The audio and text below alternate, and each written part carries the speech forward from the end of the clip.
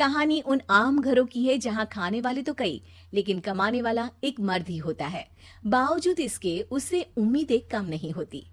देखिए जी, सामने वाले वर्मा जी कैसी अच्छी तरह से सफाई करते हैं छुट्टी वाले दिन अपने घर की, और एक आप हैं।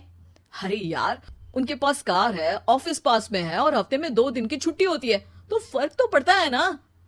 मेरी तो शादी ही गलत हो गई।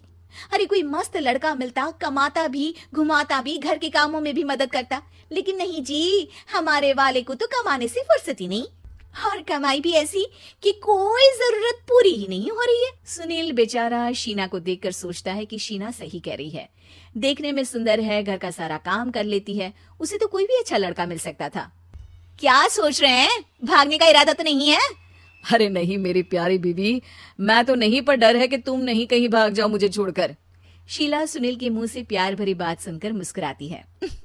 आप भी ना। सुनील एक दिन ऑफिस से घर आता है कि तभी शीना कहती है, सुनिए जी, वो मेरी सहेली आई थी, सारा दिन वो लोग यहीं थे, अब जा रही थी तो मैंने कहा नहीं नहीं, मेरे पति छोड़ आएंगे ना तुम्हें, तो रोक लिया मैंने। सुनील थोड़ी देर कुछ सोचता है, फिर कहता है, ठीक है, मैं कपड़े चेंज करके आता हूँ। अरे तेरे पति को तो लग रहा है कि अच्छा नहीं लगा। अरे नहीं नहीं, ऐसी कोई बात नहीं है, रुको मैं अभी उन्हें घर के कपड़े देकर आती हूँ।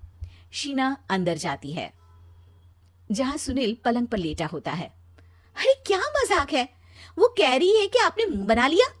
सही तो कह रही है, सुबह से अब ऑफिस से लौटा हूँ, एक कप चाय का तो पूछा नहीं, 20 किलोमीटर जाओ और आओ, और फिर कल उसी टाइम पर ऑफिस। अरे यार, मुझे गाड़ी चलानी आती ना तो बोलती भी नहीं आपको, और कौन सा रिक्शा खींच कर जाना है आपको। सुनील अब क्या बोलता। रात देर से आता है और सो जाता है।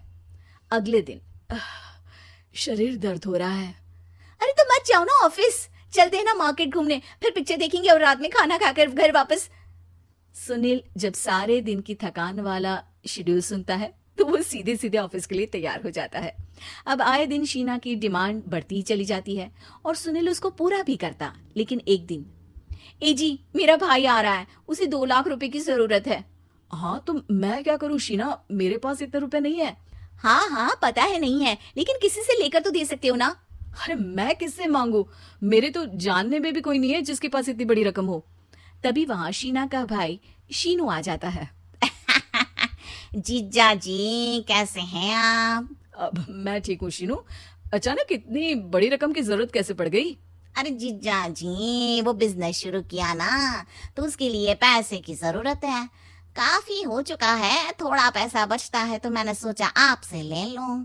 अब देखो, मेरे ऑफिस में कुछ लोग हैं जिनकी सेविंग अच्छी है, मैं उन लोगों से बात करके देखता हूँ। सुनील ऑफिस से किसी से पैसे लेकर शीना को दे देता है। शीना वो पैसा भाई को दे देती है। 2 महीने बाद, अरे यार शीना, वो ऑफिस वाला आदमी अपने पैसे मांग रहा है, कैसे दूं? अपने भाई से बोलो ना पैसे दे दे। अरे हाँ हाँ दे देगा, कहाँ भागा जा रहा है, आप उनको बोल दो कि दे देंगे। थोड़े दिन बाद, शीना, वो आदमी मुझसे आज भी पैसे मांग रहा था यार, मैं तंग आ गया हूँ, ऑफिस जाते ही सामने उसका चेहरा दिखता है, क्या बोलूं, बार बार पैसे मांगता है। अच्छा मैं शीनू को फोन लगाती हूँ, बात करके देखती हूँ। शीना भाई को फोन करती है, लेकिन वो फोन उठाता ही नहीं। लगता है भाई कहीं ऐसी जगह है जहाँ नेटवर्क की समस्या होगी। सुनील अगले दिन दोपहर को ही घर आ जाता है। उसका चेहरा उतरा और परेशान सा होता है, वो रोने लगता है। अरे क्या हुआ जी, आप इतना परेशान क्यों हैं? सब ठीक तो है ना? अरे नहीं शीना, कुछ ठीक नहीं है, मैं ठीक नहीं हूँ। तुम्हारे भाई के लिए मैंने जो पैसे लिए थे, उस आदमी ने आज भरे ऑफिस में सबके सामने मेरी बेइज्जती कर दी। सबके सामने आज मैं कर्जदार बनकर खड़ा था। मैंने हर वो प्रयास किया घर चलाने के लिए जो मैं कर सकता था, लेकिन अब नहीं होगा। वो फिर रोने लगता है।